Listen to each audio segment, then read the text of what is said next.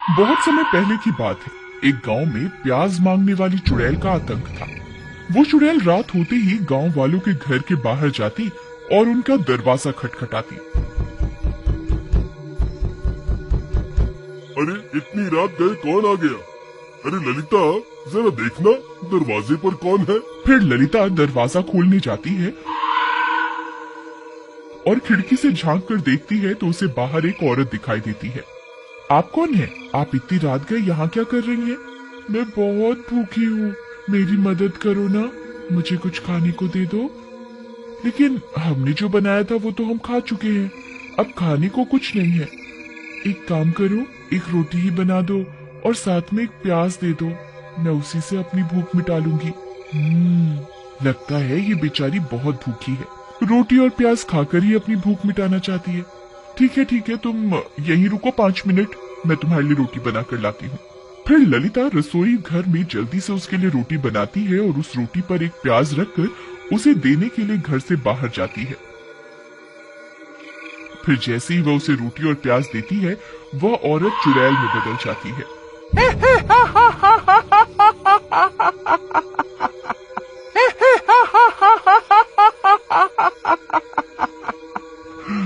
ये रोटी और प्याज तो सिर्फ बहाना था, मुझे तो तुझे इस घर से बाहर निकालना था।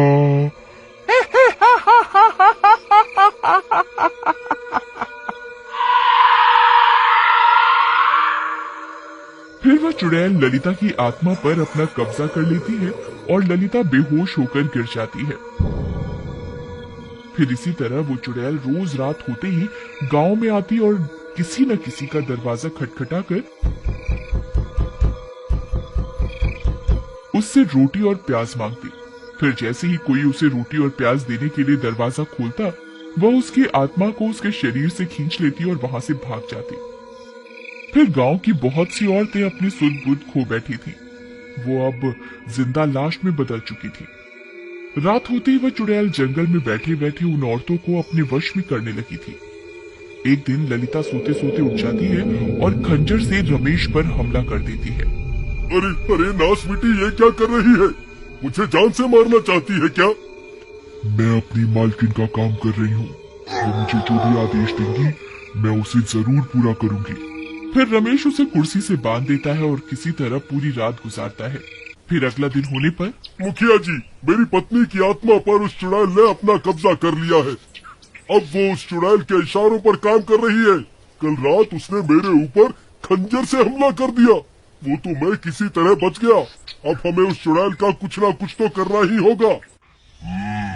तुम सही कहते हो, आज आने दो उस चुड़ैल को, उसे मजा चखा करके ही रहेंगे। रात होने पर वो चुड़ैल फिर से गांव में आ जाती है।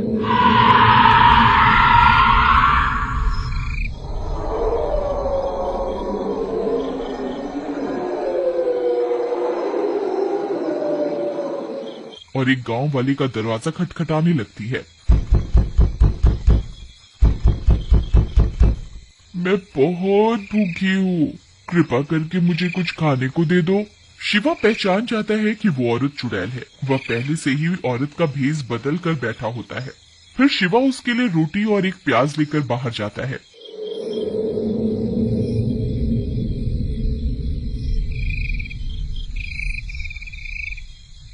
फिर जैसे ही वह उसे रोटी और प्याज देता है, तभी वह औरत चुड़ैल में बदल जाती है।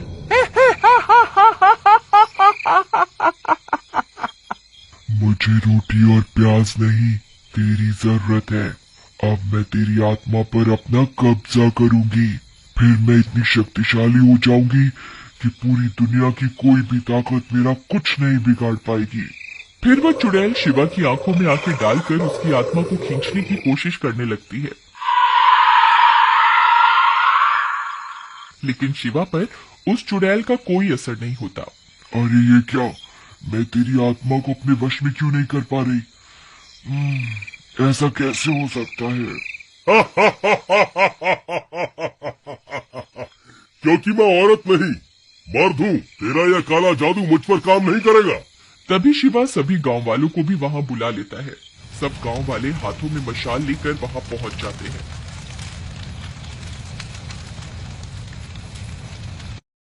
तुम मूर्ख गांव वालों को क्या लगता है तुम मेरा कुछ बिगाड़ पाओगे?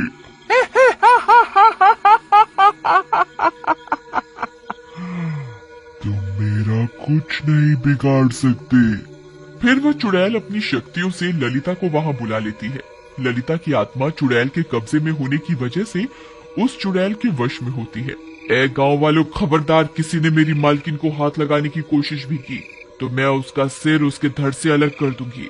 अरे रमेश भाई, अपनी पत्नी को कुछ समझाओ, वह ये सब ठीक नहीं कर रही है। ये चुड़ैल बहुत मुश्किलों से हमारे हाथ आई है, आज हम इसे यहाँ से बच के जाने नहीं दे सकते हैं। अरे प्रीतम, ये सब तुम क्या कर रही हो? अरे चल हट यहाँ से, मैं कोई तेरी प्रियतम नहीं हूँ। मैं अभी तुम गांव वालों को मजा चखाती हूँ। फिर ललिता रमेश पर हमला कर देती है।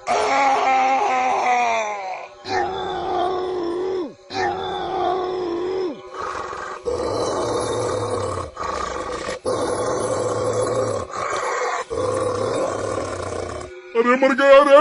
अरे कोई मुझे बचाओ, मेरी पत्नी तो पागल हो गई है। अरे कमबख्त, रुक जाओ! ये सब क्यों कर रही है? मुझे कच्चा खाना चाहती है क्या? अरे गांव वालों, मेरी जान बचाओ, नहीं तो ये पागल औरत मुझे मार डालेगी।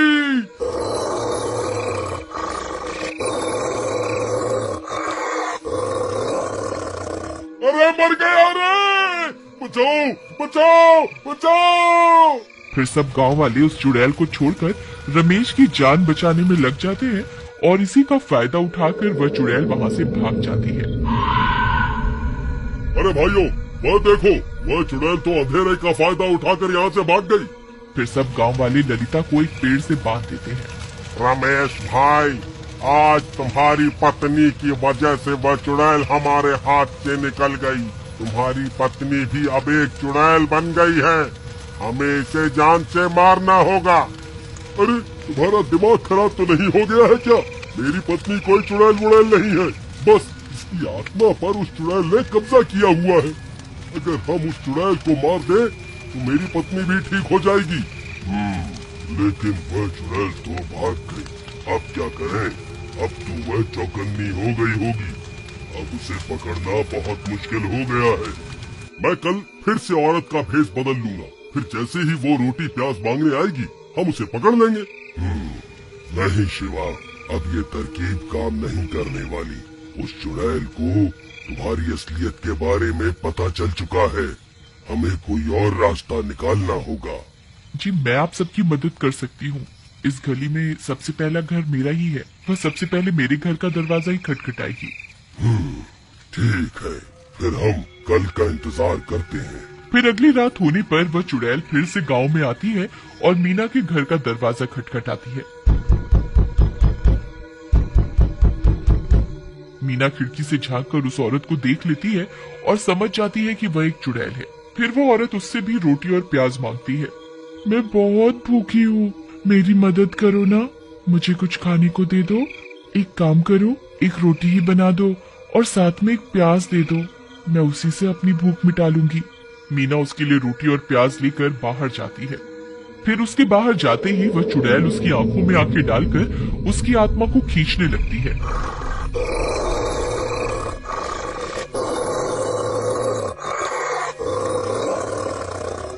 तभी शिवा एक आईना लेकर वहां पहुंच जाता है और उस आईने को मीना के मुंह के आगे कर देता है। फिर चुड़ैल खुद की आत्मा को ही उस शीशे में कैद कर देती है। अरे ये क्या, मैं इस शीशे में कैसे कैद हो गई? गांव वालों, तुमने मेरे साथ धोखा करके अच्छा नहीं किया। मुझे एक बार यहाँ से आजाद होने दो, फिर मैं किसी को जिंदा नहीं छोड़ूंगी। फिर सभी गांव वाले भी वहां पहुंच जाते हैं। शिवा भाई, तुमने बहुत बढ़िया काम किया। शिवा भैया, एक काम करिए, इस शीशे को तोड़ दीजिए। इस शीशे के टूटते ही इस चुड़ैल के भी टुकड़े टुकड़े हो जाएंगे। फिर शिवा उस शीशे को जमीन पर पटक कर तोड़ देता है और शीशे के साथ साथ चुड़ैल के भी टुकड़े टुकड़े हो जाते हैं। मर गई रे! फिर चुड़ैल के मरते ही वे दोनों औरतों की आत्मा भी आजाद हो जाती है और रमेश की पत्नी भी ठीक हो जाती है। तुम ठीक तो हो ना? तुम्हें कुछ हुआ तो नहीं ना? जी, मैं बिल्कुल ठीक हूँ। फिर इसी तरह उस प्याज मांगने वाली चुड़ैल से पूरे गांव को मुक्ति मिल जाती है।